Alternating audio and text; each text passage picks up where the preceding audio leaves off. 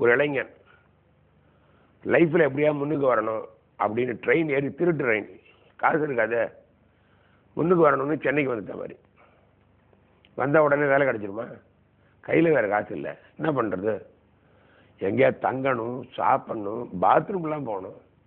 Railway ஸ்டேஷன்லேயே bathroom போய்க்கிறது, அங்கே இருக்கிறவங்ககிட்ட ஏதாவது வேலையை பார்த்து ஏதாவது பண்ணிவிட்டு ஏதாவது சாப்பிட்றதுக்கு ரெடி பண்ணிக்கிறது, அங்கேயே ஸ்டேஷனில் படுக்கிறது, இப்படியே லைஃப்.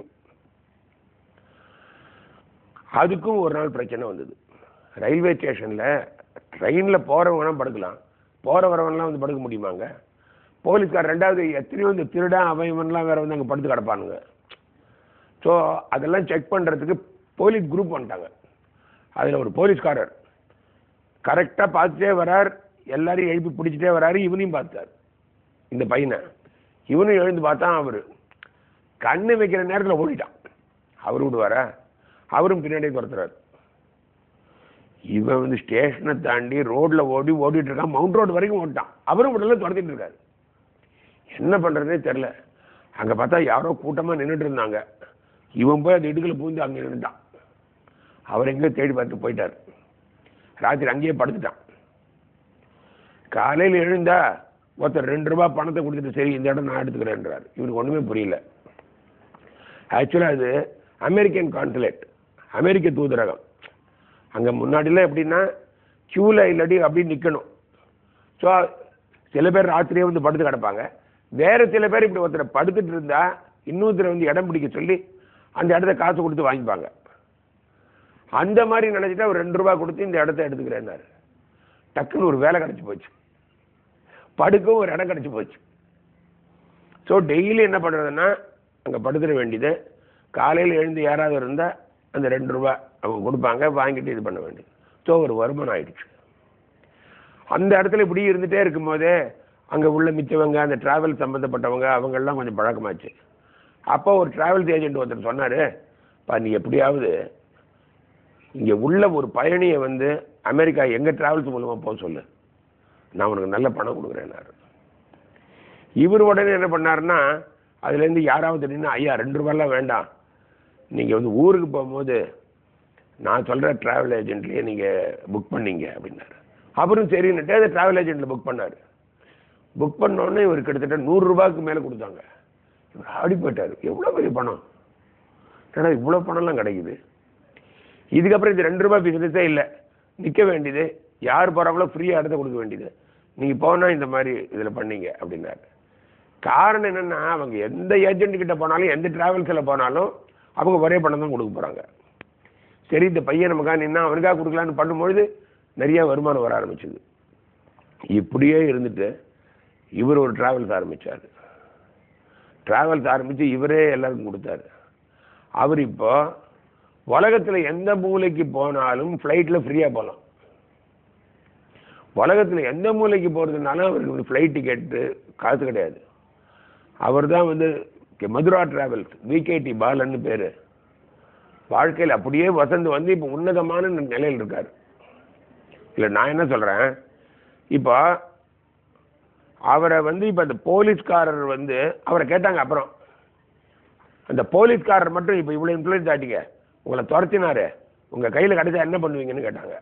அவர் சொன்னார், அந்த போலீஸ்காரர் கிடைச்சா அவருக்கு புத்தம்புது பூட்ஸ் வாங்கி கொடுத்து என்னை அடிக்கவும் என்னை கைக்கு ஒரு வைர மோதிரம் பண்ணி போடுவேன்னாரு. காரணம் நீங்கள் யோசிச்சு பாருங்க, அன்னைக்கு கடவுள் வந்து இருக்கிற இடத்துல வந்து பிரச்சனையே பண்ணாமல் அங்கேயே வந்து ஸ்டேஷன்லேயே அங்கே பிச்சை எடுத்து சாப்பிட்டு அங்கேயே படுத்துட்டு இருந்தால் கடவுள் நல்லவரா? இல்லாட்டி அந்த இடத்துலையும் பிரச்சனை பண்ணி அவரை துரத்தி விட்டு அவரை இன்னைக்கு இவ்வளோ உன்னதமான இடத்துக்கு கூப்பிட்டு வந்தார் நல்லவரா? அது மாதிரி தானே உங்களுக்கும் இருக்கிற இடத்துல ஆண்டவா உனக்கு கண்ணே இல்லையா, காதே இல்லையா, இவ்வளோ கஷ்டப்படுறேன், மேலே மேலே கஷ்டம் கொடுக்குறேன்னா அங்கேயே இருந்துட்டா நல்லா இருப்பீங்களா? இன்னும் எப்படி மேலே போவீங்க? வாழ்க்கையில் ரேஸில் ஜெயிக்கிற குதிரை தான் ஜெயிக்கிறதுக்கு தான் அடி வாங்குறோன்னு அதுக்கு தெரியாது. அது மாதிரி உங்களுக்கு இப்போ வர பிரச்சனையெல்லாம் இருக்குல்ல, உங்களை நல்ல பிரமாதமான இடத்துக்கு கூப்பிட்டு போகிறது தான். நமக்கு அது தெரியாது. அவருக்கு தெரிஞ்சிருக்குமா? அவர் விகேடி பாலன் அவர்களுக்கு அன்றைக்கி என்ன நினச்சிருப்பா, ஐயோ ஏதோ ஒரு இடம் கடைசியில் ஸ்டேஷனில் படுத்து கிடந்தா அது கூட இல்லாமல் பிரச்சனை ஆயிடுச்சு. ஒரு போலீஸ்காரன் துரத்தான், என்ன பண்ணுறதுன்னு நினச்சானே ஓடிருப்பார். அன்றைக்கி அந்த போலீஸ்காரன் மட்டும் துரத்தாமல் அந்த இருக்கிற இடத்துக்கு பிரச்சனை வராமல் இருந்திருந்தால் அவர் வாழ்க்கையில் இன்றைக்கி உன்னதமான இடத்துக்கு வந்துட முடியுமா? லைஃப்பில் மேக்ஸிமம் போர்ட்டர் ஆகிருப்பார், இல்லாட்டி அங்கே பழங்கழம் வந்துட்டு இருந்திருப்பார். அவ்வளோதானே இருக்க முடியும். முயற்சி இருந்திருக்கும், மேலே வந்திருப்பார். ஆனால் கூட சில சமயம் நல்ல காலம் பிரச்சனைங்கிற போர்வையை போத்திட்டு தான் வரும். உங்களுக்கும் அது போத்திட்டு தான் இருக்கு. ஸோ உங்களோட இந்த பிரச்சனை உங்களை பிரமாதமான இடத்துக்கு கூட்டு போகுது. நீங்கள் ஓஹோன்னு வந்துட போகிறீங்க. அதுக்கு தான் இந்த பிரச்சனை. ஏன்னா நல்லவர், புத்திசாலி, தைரியசாலி, பார்க்க நல்லா இருக்கீங்க, கடவுளுக்கு ரொம்ப பிடிச்சவர் நீங்கள். உங்களுக்கு வேறு எதுக்கு பிரச்சனை கொடுக்க போகிறார்? நீங்கள் நல்லா இருக்கணும் தான். 2 பறவை பறக்கவே இல்லை, ஒரு ராஜா வளர்த்துட்டு இருந்தார். என்ன பண்ணுறது, பறக்கவே இல்லைன்னார். ஒரு மந்திரி நான் பறக்க வைக்கிறேன்னார். 2த்தையும் கொண்டு போய் வசனமான கலையில் வச்சு அந்த கலையை வெட்டிட்டார். பறக்க ஆரம்பிச்சிருச்சு, இல்லாட்டி கீழே விழுந்துடும். ஸோ உங்கள் நிலை அதான்.